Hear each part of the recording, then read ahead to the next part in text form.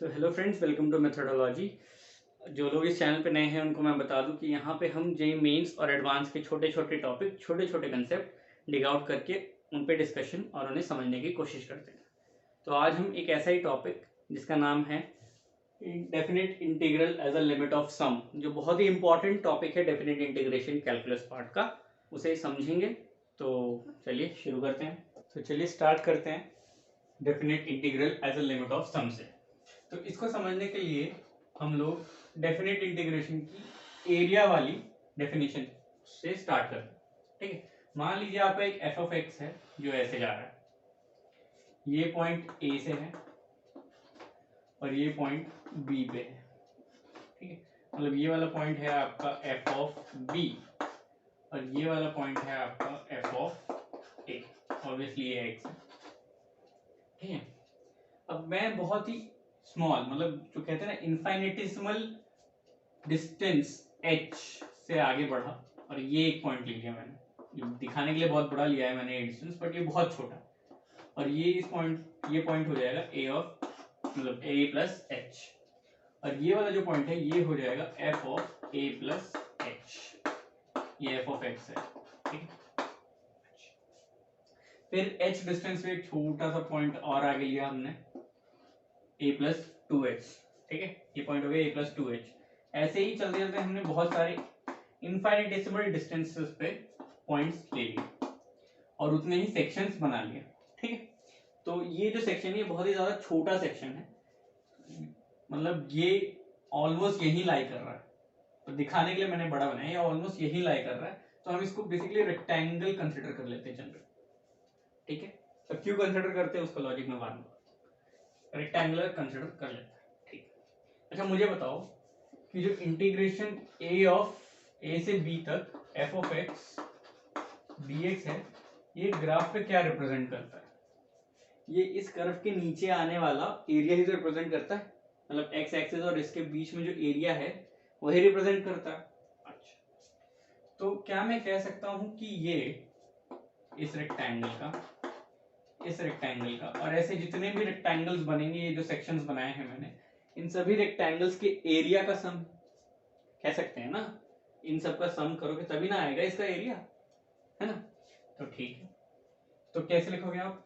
ये इसकी विड्थ कितनी है, हर सेक्शन की, हर उस डिस्टेंस की विड्थ है h, रेक्टेंगल की विड्थ है h, और ये हाइट है, पहली हाइट है आपकी f ऑफ a, दूसरी हाइट है आपकी f of a plus h, तीसरी हाइट आएगी आपकी f of a plus two H. ऐसे चलते चलते मान लीजिए n सेक्शंस बनाए हैं मैंने, n सेक्शंस बनाए, तो यहां से आप चले, पहले विड्थ h, विड्थ तो h ये सब में, पहली हाइट है f of a plus h into F of a plus h। ऐसे ही चलते चलते मैंने बोला h सेक्शंस बनाए हैं मैंने। ठीक है, तो ये बन जाएगा आपका h times f of a plus n minus one h। ठीक है, अब यहां पे देखो मैंने बोला h सेक्शंस बनाए हैं, तो क्या nh ये पूरा डिस्टेंस डिफाइन करता है, मतलब n सेक्शंस बनाए मैंने और सबकी विड्थ h है, तो nh ये पूरा डिस्टेंस कवर करता है, और ये है क्या, ये है b माइनस a का डिस्टेंस। ठीक है, एक ये बात होगी, nh is equal to b minus a। ठीक है, अच्छा अब मैं यहां से h बाहर कॉमन निकाल लेता हूं, तो वो जो इंटीग्रेशन a से b f of x dx है वो आपका बन जाएगा h times summation of r from 0 to n minus one f of a plus r h।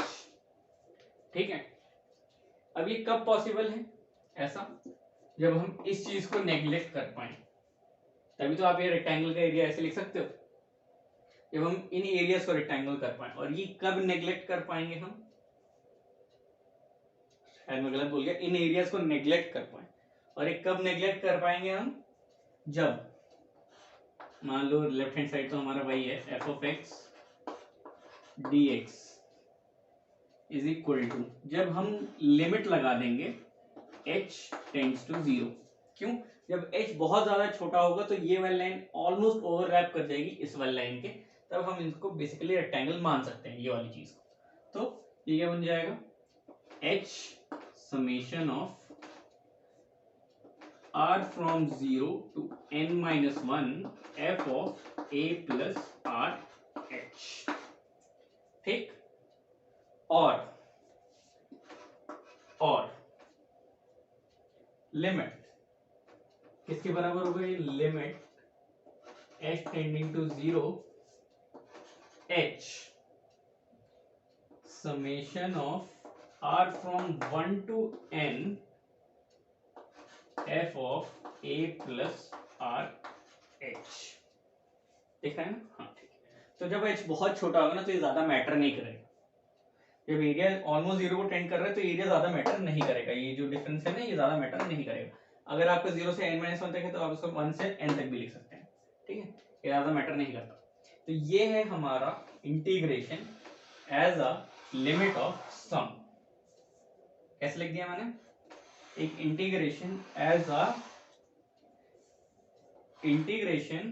A limit of sum, ठीक है। और इसी को कहते हैं definite integration by first principle, ठीक। जो हम फॉर्मूला फाइनली यूज करते हैं ना वो ये नहीं होता है, वो हम डिफाइन करेंगे थोड़ी देर बाद, ठीक है। इसी से आएगा वो फॉर्मूला, इसे तो फर्स्ट प्रिंसिपल कहते हैं, definite integration by first principal. तो ये फॉर्मूला आप नोट कर लीजिए, अगर कुछ स्क्रीनशॉट लेना है स्क्रीनशॉट ले लीजिए, कुछ भी कर सकते हैं, ठीक है।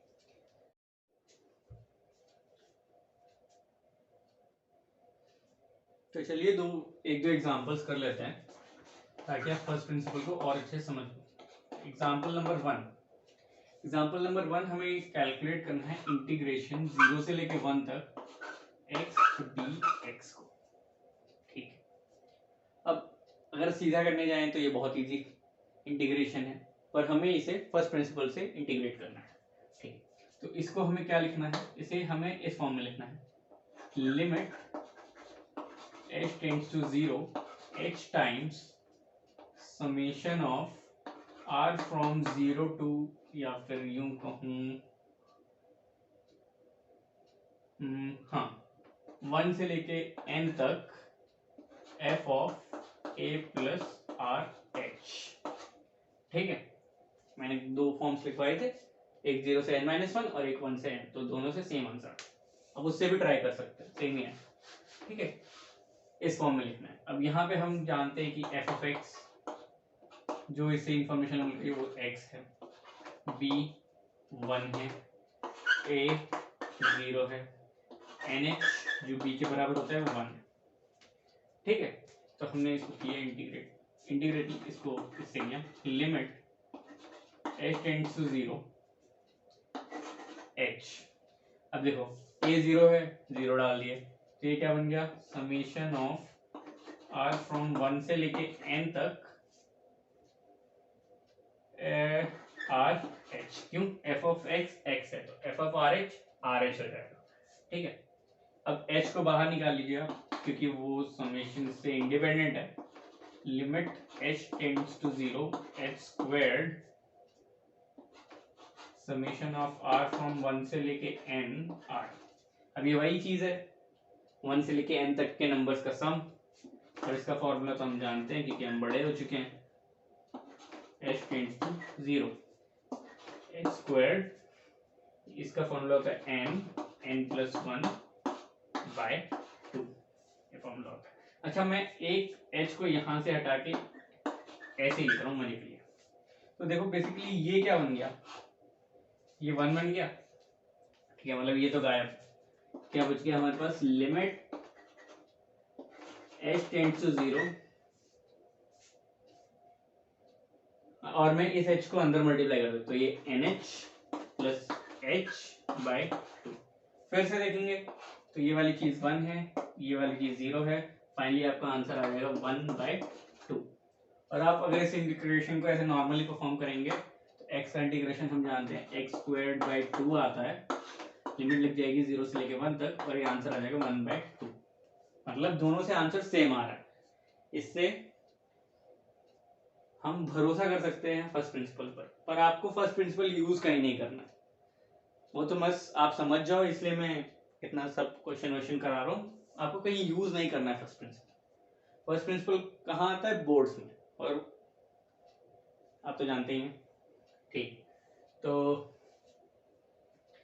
हाँ, तो फर्स्ट प्रिंसिपल समझने के लिए एक सवाल हो गया। एक और सवाल कर लेते हैं। एक और सवाल कर लेते हैं, ये स्क्रीनशॉट ले लीजिए।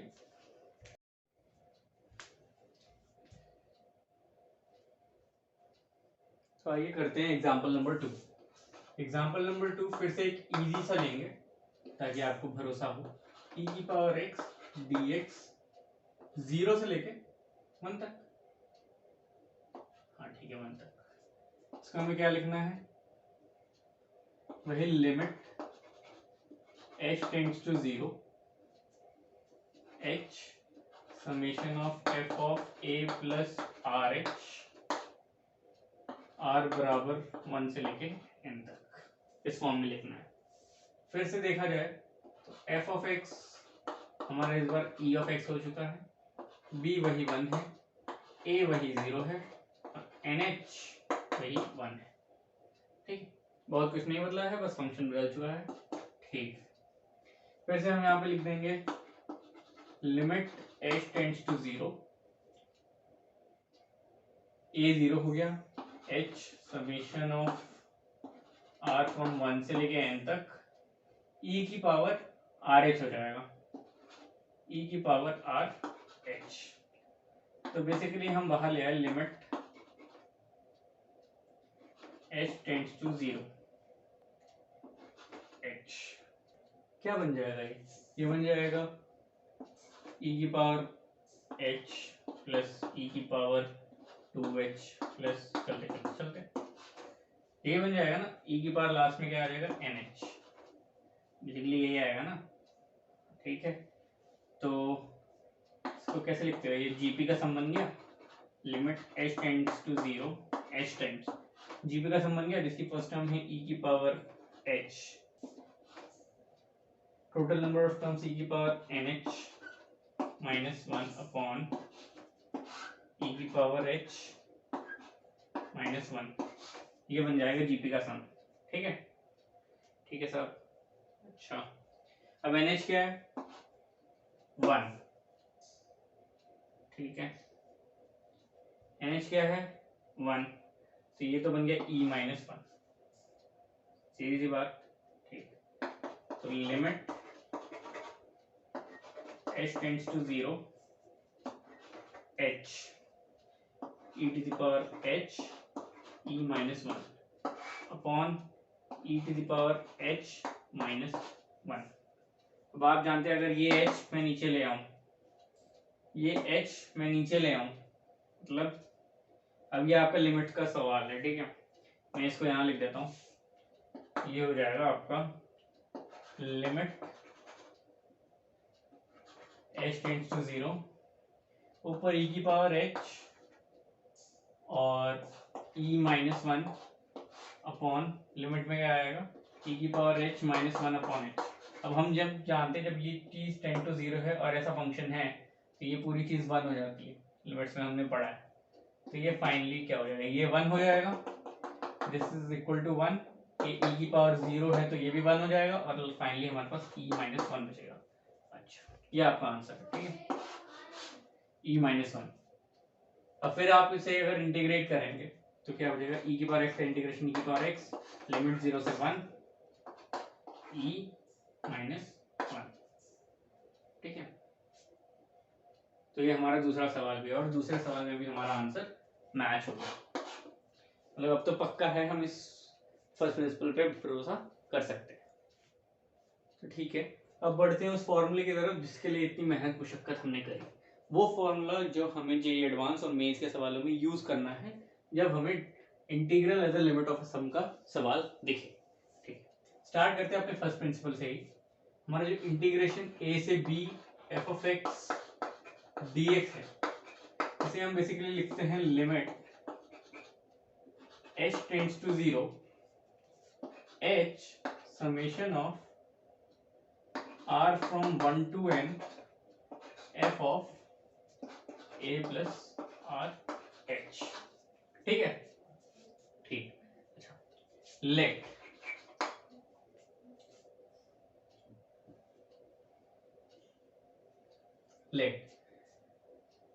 b is equal to 1 and a is equal to 0।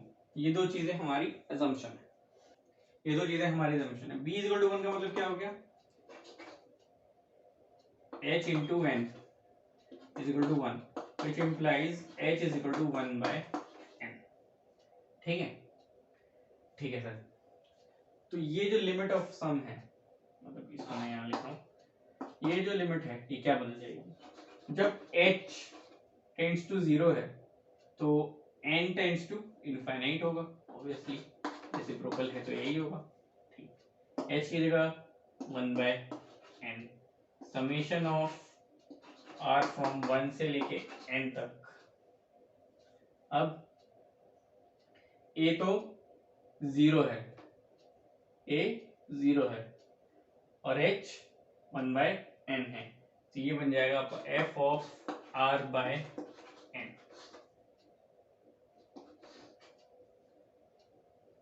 तो बेसिक फाइनली हमारे पास क्या आया, इंटीग्रेशन 0 से लेकर 1 तक f of x dx this is equal to limit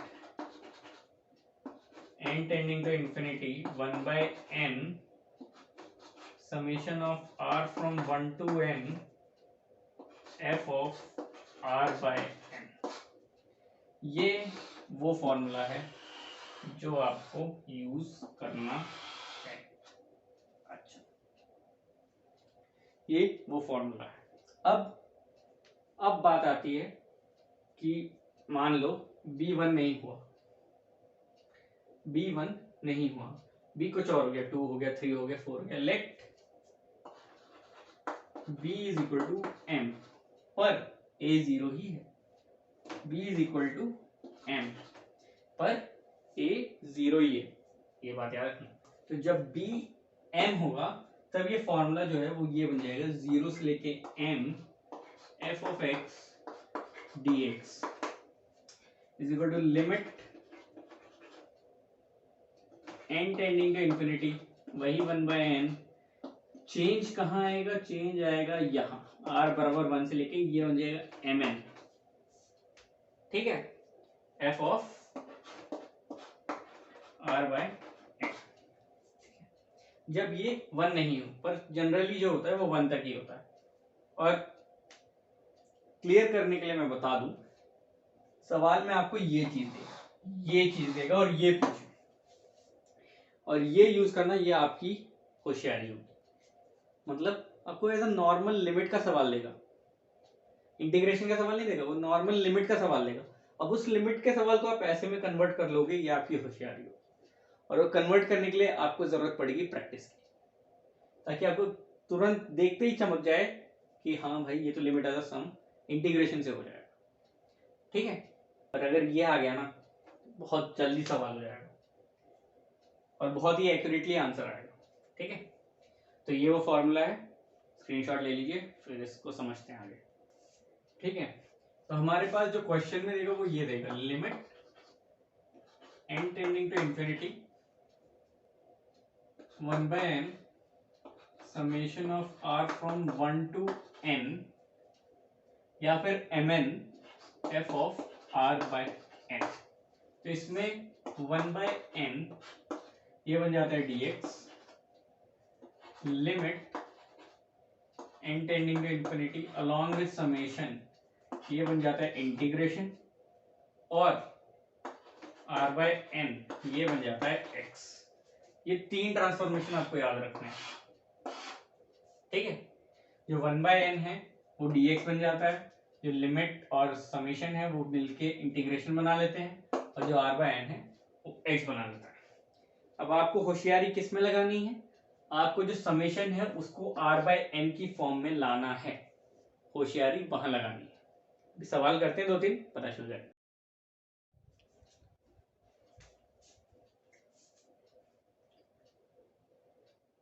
तो आइए पहला सवाल करते हैं। पहले सवाल में आपने देखा, आपको मिला है ये लिमिट मिली, ऐसे ही सिंपल लिमिट के सवाल देगा वो। अब इसमें आप लिमिट एरर सम लगाएं या आपकी होशियारी होगी, ठीक है।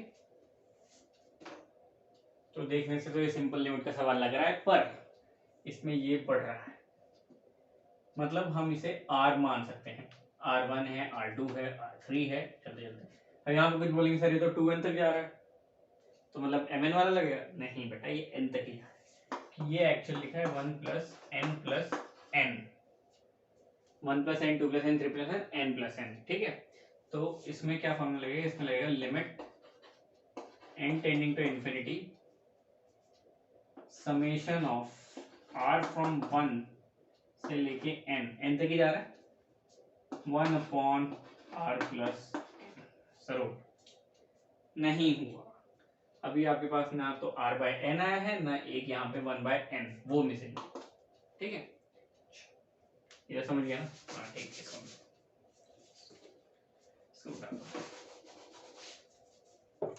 ठीक है। तो उसको करने के लिए क्या करेंगे? दिमाग लगाएंगे। Limit n tending to infinity summation r from 1 से लेके n तक 1 अपॉन, अब एक काम करते हैं, यहां से n बाहर ले लेते हैं। n बाहर लिए तो ये n बन गया, ये बन गया r बाय n प्लस 1 बन गया।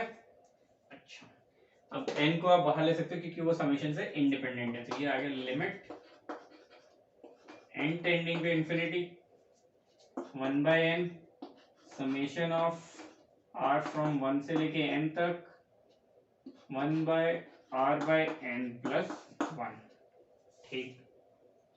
ओहो, तो यहां से पता चल गया हमें कि f of r by n is equal to 1 upon r by n plus 1, ठीक है। तो हमारा इंटीग्रेशन क्या बन जाएगा?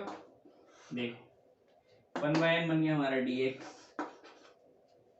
ये 1 से तो ये 0 से 1 ही जाएगा, ठीक है। और f of r by n इतना है, तो f ऑफ x क्या हो जाएगा? 1 अपॉन x प्लस 1। इसको लोगे इंटीग्रेट करोगे, बहुत सिंपल इंटीग्रेशन है, ln of x plus 1 limit 0 से लेके 1 तक, 1 डालोगे तो ln 2 आएगा, 0 डालोगे तो 1 है, ln 1 0 होता है, तो ln 2 इज द आंसर।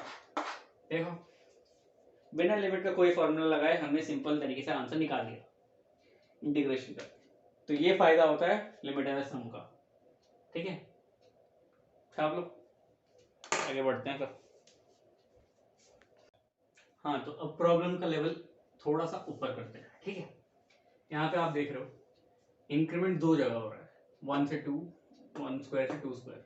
अब यहाँ पे तो मैंने सीधा दे दिया 1 स्क्वायर, 2 स्क्वायर, 3 स्क्वायर।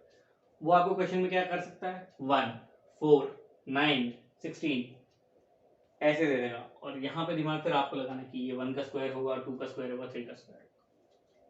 सर ये तो ठीक है, पर ये 3n का क्या चक्कर है और ये 5n का क्या चक्कर, 5n स्क्वायर का क्या चक्कर? अब 3n का चक्कर तो आप बता सकते हो कि n प्लस 1 है, n प्लस 2 है, तो वो n प्लस 2n होगा, ठीक है। इसका मतलब ये n प्लस 2n हो गया, ठीक। तो उसी तरह n प्लस 2 स्क्वायर है, n प्लस 3 स्क्वायर है, अगर ये चीज 2n तक जा रही है तो ये चीज भी 2n तक ही जाएगी, मतलब 5n स्क्वायर हो गया। तो ये समेशन 2n तक जा रहा है। अब इस समेशन का जनरल टर्म लिखते हैं, देखते क्या आता है। तो limit n tending to infinity summation of r from 1 to 2n, यहाँ पे mn वाला फॉर्मूला लगेगा, और जो कि है n plus r upon n square plus r square, ठीक है। इसी को आगे बढ़ाएं, तो limit n tending to infinity, फिर वही बुद्धि वाला दिमाग लगाना है, r फ्रॉम 1 से लेके 2n, यहाँ से n, यहाँ से n स्क्वायर, तभी ये r बाय n और r बाय n का स्क्वायर बनेगा। तो ऊपर से n बाहर निकल तो 1 प्लस r बाय n, नीचे से n स्क्वायर बाहर निकाले तो 1 plus r square by n square, ठीक है, और एक n से एक n मर गया, तो 1/n बाहर निकाल सकते हो क्योंकि वो समेशन से इंडिपेंडेंट है। n tending to infinity 1/n summation from r बराबर 1 से लेके 2n 1 plus r by n upon 1 plus r by n squared. ओहो, ये तो वही है। तो यहाँ से हमें f of r by n जो है वो मिल गया 1 plus r by n upon 1 plus r by n whole squared. यहाँ से f of r by n मिल गया। अच्छा, अब इसको इंटीग्रेशन कर देंगे हम। इंटीग्रेशन करेंगे 0 से लेके कहाँ तक, 2 तक। 0 से लेके 2 तक करेंगे किसका, dx और ठीक है 1 plus x upon 1 plus x. अभी इंटीग्रेशन का सवाल है, अभी आपके ऊपर है, ये भी मैं ही करूँ, चलो कर देता हूँ, क्यों बच्चों को परेशान करना। 0 से 2, 1 और x को मैं अलग अलग कर रहा हूँ, तो ये 1 upon 1 plus x squared D x plus half, sir half तो है ही नहीं, 0 से 2 तो 2x भी कहाँ है, 1 plus x squared D x, sir half तो है नहीं, तो 2x भी कहाँ है, कट गया ना 1। इसको जब जोड़ोगे तो यही बनेगा, मैंने बस इसको अलग अलग कर दिया। क्यों किया है, 1 अपॉन 1 प्लस एक्स स्क्वायर्ड का हम इंटीग्रेशन जानते हैं, ये आएगा tan इनवर्स x 0 से लेकर 2 तक।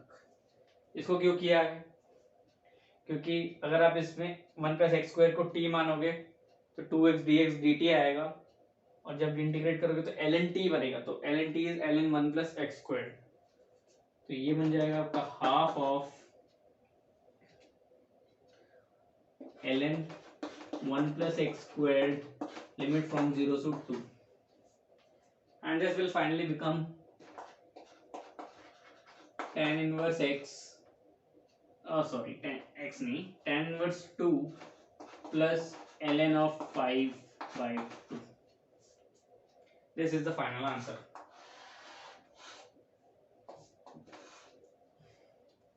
ठीक है, ये थोड़ा कॉम्प्लिकेटेड नहीं कह सकते, लंबा है, हल्का सा लंबा है, क्योंकि इसकी इंटीग्रेशन भी ऐसे करनी पड़ी है, पर आपके लिमिट्स वाले उससे इजी है ना, तो ये एक तरीका छाप लो इसे भी। आगे बढ़ते हैं फिर तीसरे सवाल। तो अब सवाल का लेवल थोड़ा और ऊपर बढ़ाते हैं। आप बोलोगे सर ऊपर, ये तो इतनी सी तो एक्सप्रेशन है, तो अच्छा मेरी बात बताओ, आर कहाँ दिख रहा है तुम्हें, कहाँ दिख रहा है, आर दिख रहा है, नहीं अभी दिखेगा, देखना, तभी कह रहा हूँ सवाल का लेवल थोड़ा ऊपर है। अच्छा, इसको मान लो मैंने लिख दिया let this be y, y है, और ये क्या हो जाएगा फिर, limit n tends to infinity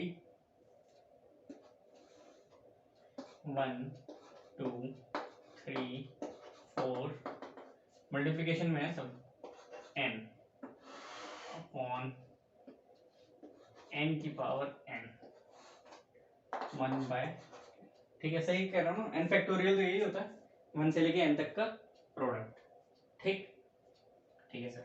अच्छा, ln y मुझे बताओ क्या होगा, ln y होगा इस चीज, इस पूरी चीज का ln, क्योंकि ln हम लिमिट के अंदर ले सकते हैं, तो इस पूरी चीज का log, हाँ ठीक है, और जब इसका log लोगे तो आप ही देखोगे खुद n tending to infinity 1/n बाहर आता है, क्योंकि log a की power m is equal to m log a, ठीक है, तो 1/n बाहर आ गया, 1/n और फिर ln, ln में क्या, अच्छा इस n को मैं गायब कर देता हूँ, इस n को मैं लिखा n n n n चलते चलते n टाइम्स n, तो हर n को मैं उसके साथ भेज दूं, 1/n 2/n 3/n चलते चलते n/n, ठीक।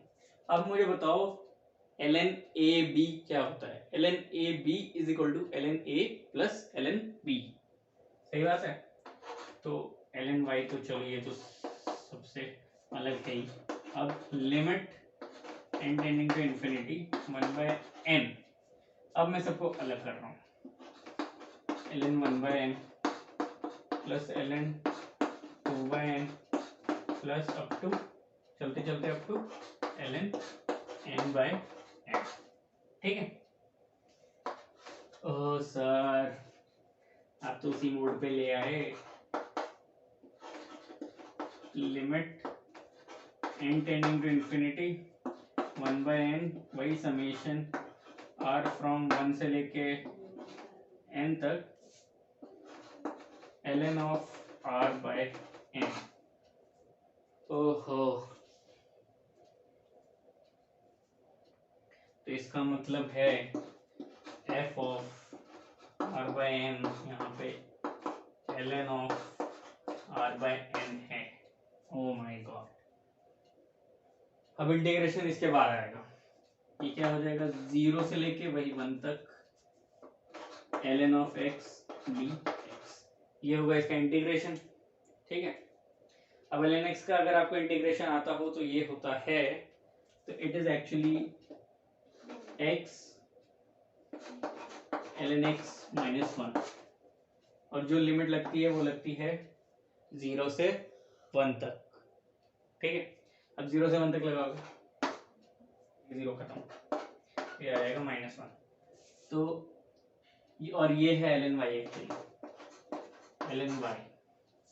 तो y की जो वैल्यू आएगी वो आएगी e की power -1, 1/e is the answer.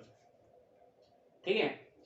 तो ये सवाल भी हमें r नहीं दिख रहा था, हमने r क्रिएट किया। ये ln लेने का बहुत फायदा होता है, क्योंकि इन केसेस में ln बहुत कम आ जाता है। ठीक है, छाप लीजिए। तो फ्रेंड्स, आज का लेक्चर ये समाप्त करते हैं एक DIY सवाल के साथ।